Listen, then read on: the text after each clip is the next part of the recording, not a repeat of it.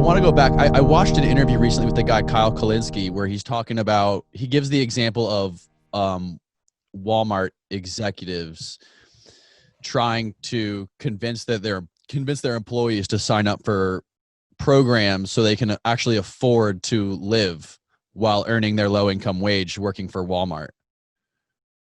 Are you familiar with this? No, I was looking for it as you were mentioning it. Yeah.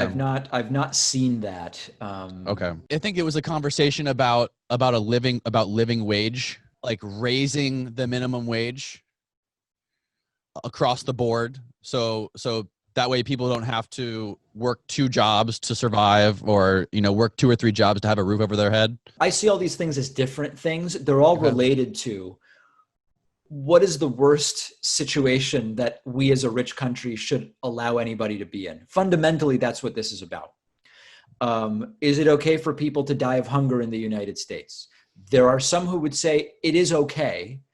And there are others who say we're such a wealthy country. There's no reason anybody should ever have to die of hunger in the United States. That's a really easy thing that we can figure out if we kind of put our minds to it. So on minimum wage, at absolute minimum, the minimum wage should have kept up with inflation dating back to 1968 is often used as a number when the modern minimum wage era has started. It hasn't. So like without even debating anything, there should at least be an adjustment of the minimum wage to inflation matching the late 60s. Now that's like really easy, and you'll still find people who don't even agree with that. When it comes to living wage, I do think that it's complicated by the fact that the country is huge and cost of living is really different from state to state and even within states. Like the state of New York has New York City, one of the most expensive places in the country, and it has these ultra rural spots, far from New York City, that are some of the cheapest places to live in the country. So we need to figure out what we mean by living wage. Sometimes people look at, can you rent a 2-bedroom apartment on the salary, the average salary? So like if the average salary in New York City doesn't allow you to rent an average 2-bedroom or any 2-bedroom, then that's probably too low of a salary there. But there will be people who hear that and say, well, nobody says you have to live in New York City to work in New York City. Okay, fine. So that kind of becomes a debate. Yeah. But that probably needs to be regionalized to figure out what is it that based on cost of living needs to be paid to everybody. Basic income is a whole other idea. Basic income conceptually is the idea that as a society, we are better off when nobody is in a situation of desperation, which I agree with, and that by spending money on the upfront to ensure that nobody is literally out of money. I mean, still, some of these basic income proposals are pretty modest. You're not really going to live any kind of good life in a lot of the country on that. That we are actually doing something that's going to be good in the long run, that when people have enough money for food, they're not likely to steal, as an example. There's all these kind of societal benefits from it. But that's a bit of a different question than minimum wage. Okay, yeah, no, one of the reasons, so quickly, what is the argument against raising a minimum wage with inflation?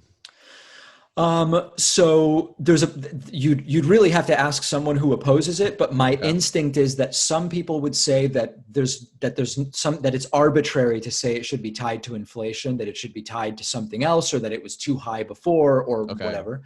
There's others that say it would be too costly for small business. There's others who would say, no, the wage really should be this low for minimum wage jobs because they're minimum wage for a reason and they're not meant to be living wage jobs. I'm not a good spokesman for why we shouldn't raise it because I think clearly we should. Right. I had this discussion with a close friend of mine who owns his own construction company the other day. He explained it's really, really difficult to find entry-level laborers who have a driver's license, who have their shit together enough to be able to show up to work on time every day, to be able to show up to work every day of the week, he has to filter through tons and tons of entry-level job people to be able to get somebody to stick just at minimum wage.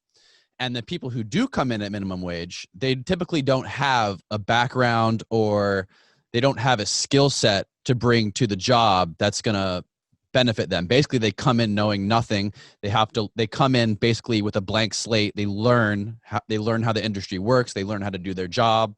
And if they stick around for long enough, for 6 months to a year, they can get promoted. They have the opportunity to make more money, to build a career, and to very quickly earn up to like 6 figures working in the construction industry, being like a job supervisor, things like that. And he said his argument that is if you raise minimum wage, what's the incentive to go work out in the hot sun in Florida? You know, I can sit at home, make $800 a week and not do anything. Why would you want to go bust your ass in the hot sun making $15 an hour for 40 Okay, so hours there's a two week? different things there. I mean, the making more sitting at home is a very temporary thing because of the Right. enhanced unemployment, because of coronavirus. It applied to very few people. It's temporary. I don't know that it deserves too much discussion necessarily. The I other agree. one is interesting because it sounds like what your friend is saying is, why would somebody earn minimum wage with me in the hot sun when they can go earn minimum wage at McDonald's?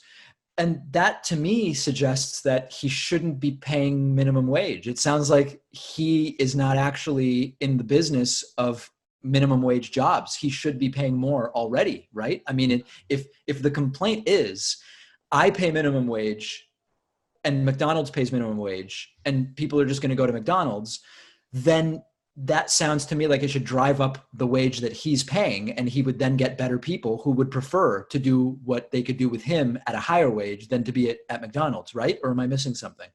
So right now, I think he pays a little bit more than minimum wage. Okay. So these other jobs like McDonald's or other things that require less skill or that are easier, they're not outside. If they raised the wages of those to meet his starting wage, it would reduce the incentive. Right now, there's 11% unemployment. So there's a lot of people looking for jobs. I think in the immediate, if that were to happen, I don't think it would have a big impact on the fact that 11% of the country is still unemployed and a lot of people are looking for jobs.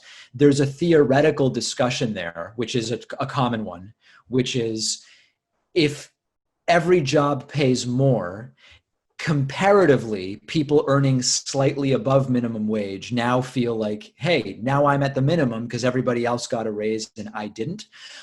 That's a real thing that we know that often the people most opposed to minimum wage increases are the people making just above minimum wage. So psychologically, that's very true.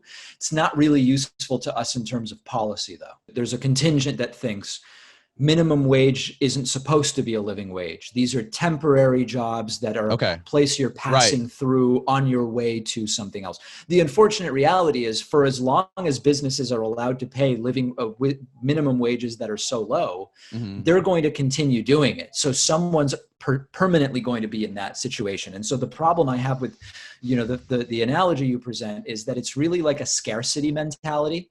But if you actually realize that this is one of the richest countries in the world, we should really have an abundance mentality, which is there's no reason for anybody to be hungry. There's no reason for anybody to be poor if we decided to fix it.